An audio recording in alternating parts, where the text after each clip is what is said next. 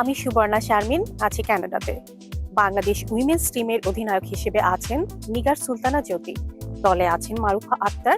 নতুন বাংলাদেশে বদলে যাওয়া বিসিবি অন্যান্য ক্রিকেটীয় দেশে পন্থাটার চর্চা থাকলেও বাংলাদেশে একেবারেই প্রথমবার একেবারে ভিন্ন উপায়ে প্রবাসী বাংলাদেশিদের দিয়ে নারী টি-20 বিশ্বকাপের দল হলো ঘোষণা। আমি ক্রিকেটকে খুব ভালোবাসি, আর এবারে সংযুক্ত আরব আমিরাতে অনুষ্ঠিত হতে যাচ্ছে নারী বিশ্বকাপ 2000। কানাডা, অস্ট্রেলিয়া, দক্ষিণ আফ্রিকা, কাতার, যুক্তরাষ্ট্র সহ বিভিন্ন দেশে ছড়িয়ে থাকা প্রবাসী বাংলাদেশিরা ঘোষণা করেন বাংলাদেশ দলের ক্রিকেটারদের নাম। অভিজ্ঞ রুমানা আহমেদের বাদ পড়া বাদে নেই ঘোষণা করা দলে কোনো চমক। তার বাদ পড়াটা যদিও পারফরমেন্সজনিত কারণেই হয়েছে।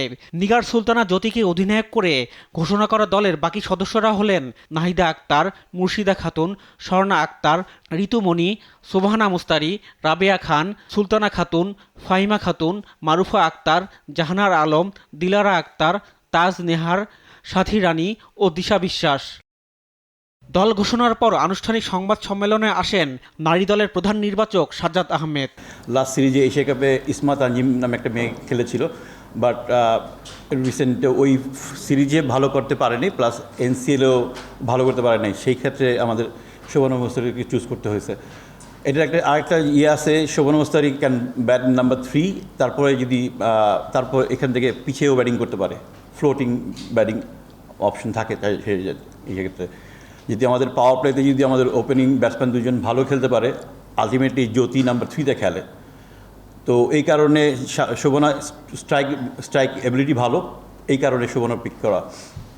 টি-20 বিশ্বকাপের ভেন্যু শুরুতে বাংলাদেশে থাকলেও পরবর্তীতে সরিয়ে নেওয়া হয় সংযুক্ত আরব আমিরাতে।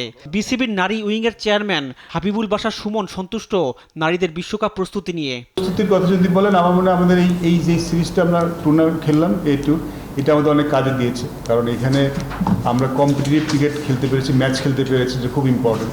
যিনি সিলেক্টে যেটা বললেন যে আমাদের দরকার ছিল উইনিং মোডটায় ফিরে আসা, আমি পার্সোনালিও ফিল করি যে প্রায়োরিটি বিগ টুর্নামেন্টে এই উইনিং হ্যাবিটটা অনেক কাজে দেয়।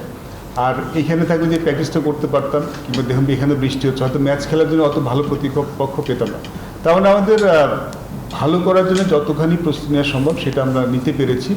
আর ওয়ার্ল্ড কাপ তো ডিফারেন্ট বল গেম, এখানে তো আসলে আমাদের সর্বোচ্চ পরীক্ষাটা হবে, সেটা যেন ভালো দিতে পারি। আমার মনে হয় প্রস্তুতি আমরা খারাপ নেই, প্রস্তুতি ভালো হয়েছে।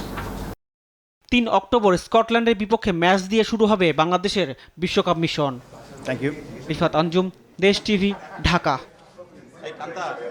আসন্ন আইসিসি ওমেন্স টি-20 বিশ্বকাপে বাংলাদেশ নারী দলকে অনেক অনেক শুভেচ্ছা। আমি মনে করি বাংলাদেশ দল এই বিশ্বকাপে অনেক ভালো কিছু করবে এবং প্রত্যেকটা প্লেয়ারের জন্য বেস্ট অফ লাক।